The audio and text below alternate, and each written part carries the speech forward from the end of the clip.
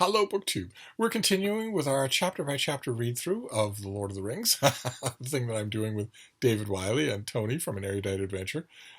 We started at the Two Towers rather than starting at the Fellowship of the Ring, and that's been a great boon. I have seldom done that with this book, and I have almost never crawled through it at the pace that I'm doing now, one chapter a day, where I'm forcing myself not to rush, not to hurry to the parts that I really like.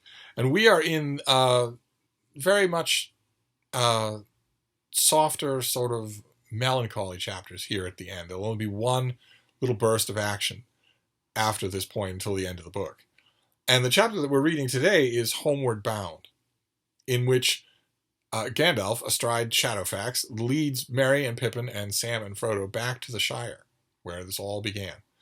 And they make a slow progress. They're making a slow, steady way back. They're not in any hurry anymore. That's one of the main points of these later chapters, is that there's no rush to get anything done. The evil has been defeated. The good guys have won. And we get the return of the Prancing Pony. Our characters go back to the Prancing Pony, where all the action started in the Fellowship of the Ring. And they meet Butterbur, the innkeeper there, who tells them that things have gone pretty poorly, that men have made for the woods and become outlaws, that wolves howl at the gates at night, that worse things, creatures that freeze the blood, seem to be right on the edge of darkness.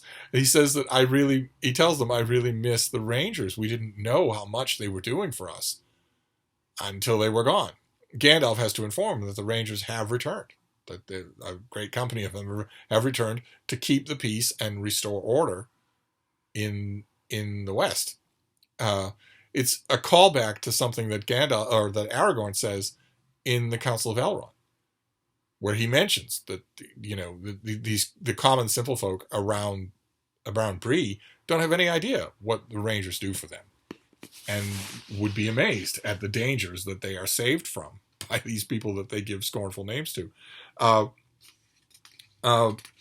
Butterbur is amazed and happy about this. He's also amazed when he learns who the new king is. The new king that he says, well, he's not going to care about the Prancing Pony off 100 miles away in his high castle, drinking wine out of a golden goblet. Gandalf and the hobbits have to inform him that this is Strider, that the king is Strider, who has often been a customer at the Prancing Pony and praises its beer. So that is a shock to Butterbur. But he still has a lot to say about how the world in this part has changed. It's not idyllic. It's not the thing that Sam and Frodo were dreaming about during the worst of their ordeal in Mordor. Instead, it's become more violent, more chaotic, more unsettled. And Gandalf also warns the hobbits of that. Tells them that you'd better be getting on down this road, because otherwise the gates will be shut for the curfew. And Merry says, there are no gates here. And Gandalf says, no, there weren't any gates, but there are now. Things have changed. And they get right to the edge of going into the Shire when we get another point that I wanted to mention again. Because the hobbits have fallen into the expectation of just assuming that Gandalf will go with them.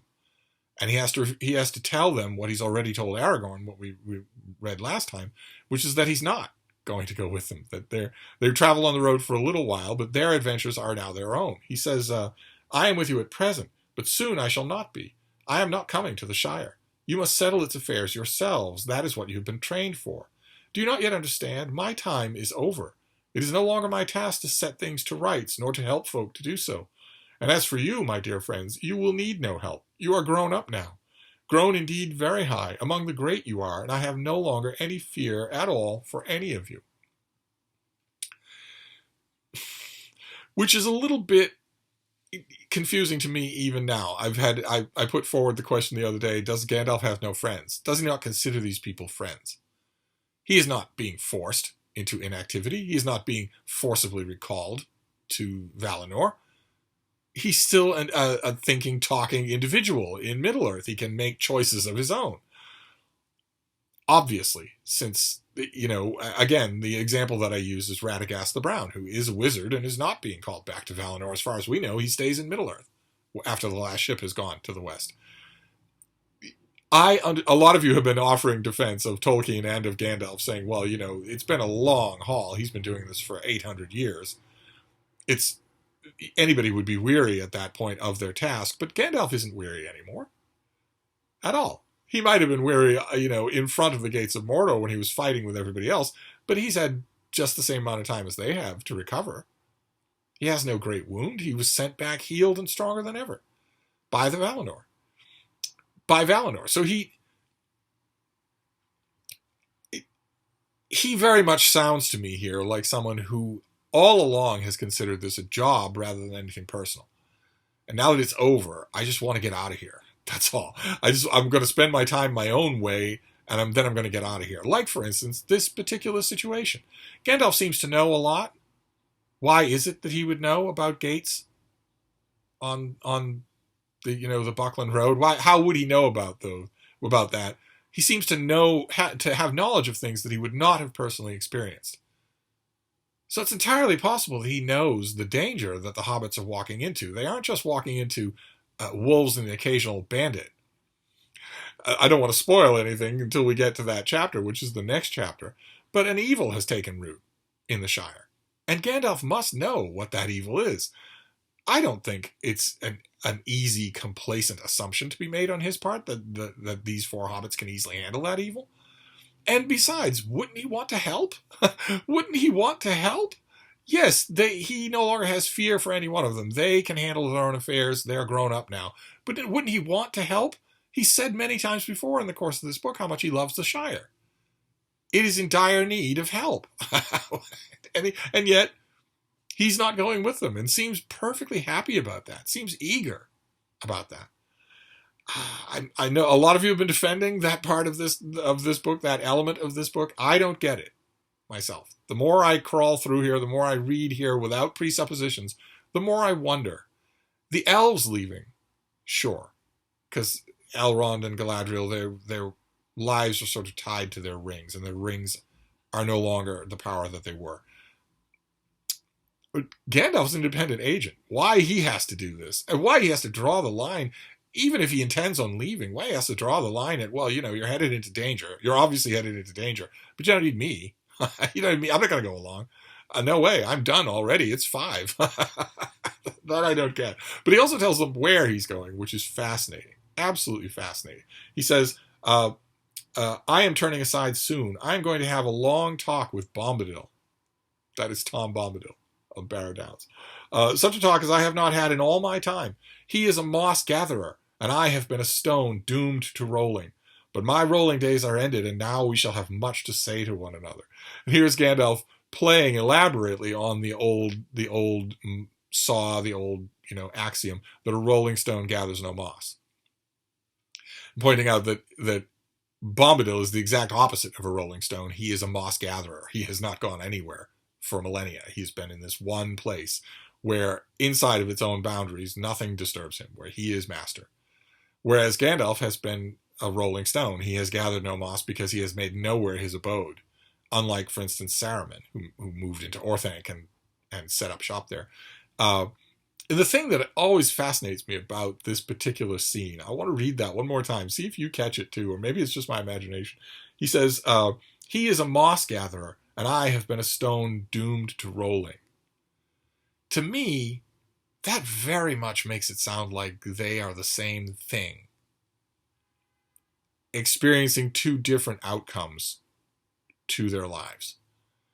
I know it's a famous, storied question in the Legendarium of Tolkien. What is Tom Bombadil? Tony at An Erudite Adventure just made a great video putting his hat in the ring about what is Tom Bombadil. There are a whole bunch of theories as to what he is. Is he God? Is he Eru Ilúvatar? Is he Tolkien? Is he the spirit of the land? I have always thought that the best explanation for what Bombadil is that he's a Maiar, just like Gandalf and just like Sauron. And this line has always been the main reason why I tend to think that, because Gandalf is clearly talking about 2 people who started off the same. And one was a moss gatherer, and one has been a rolling stone. Gandalf doesn't talk this way about any other character. He doesn't talk this way about the split paths of destiny for himself or Treebeard or Aragorn. But here it sounds like he's saying, well, we started off in the same spot, only he put down roots and stayed in one place, whereas I did not. I don't know. To me, that seems to me anyway to indicate that Bombadil is just a Maiar. It's a long and vexed question in Tolkien. It's also one of the more glaring seeming contradictions in Tolkien, because Gandalf himself refers to Treebeard as the oldest living thing still walking under the sun in Middle-earth. But Bombadil has referred to himself as the oldest. And Elrond seems to convey that in the Council of Elrond, that he is oldest and fatherless. As he's a Maiar, he would be fatherless, and well beyond the capability of other people. And I don't know. I don't know. There isn't any explanation to the enigma of Bombadil. We don't meet Bombadil again. We see Gandalf ride off on Shadowfax to go and talk to him for a long time, have a long talk with him. What they would have to say, I don't know. I guess Gandalf would tell him about the ring. Gandalf tells the hobbits that probably Bombadil isn't in the least bit interested in all the stuff that we've been doing. Probably the only thing that would interest him would be the Ents.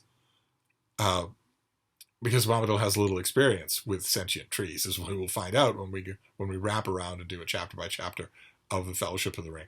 But anyway, that brings us to the end of this chapter. And the next chapter is a fan favorite with Tolkien readers that has never been a favorite of mine, The Scouring of the Shire. And I am going to put, this has been a magical read-along to me, a magical buddy read, of a type that I would not have experienced, I would not have known it was possible before Book 2. And I'm going to put that to the test with The Scouring of the Shire. I've never liked that chapter. It has always struck me as a tonal mistake and also a little bit on the dull side, despite the fact that it's the last bit of action that we get in the main book proper.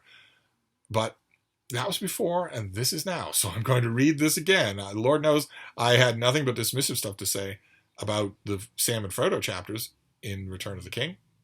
And I see the light. I love them now. So maybe I will change my mind about The Scouring of the Shire. I'm going to read it today, and we'll talk about it next time. We will see, as we're coming very close to the end of this book.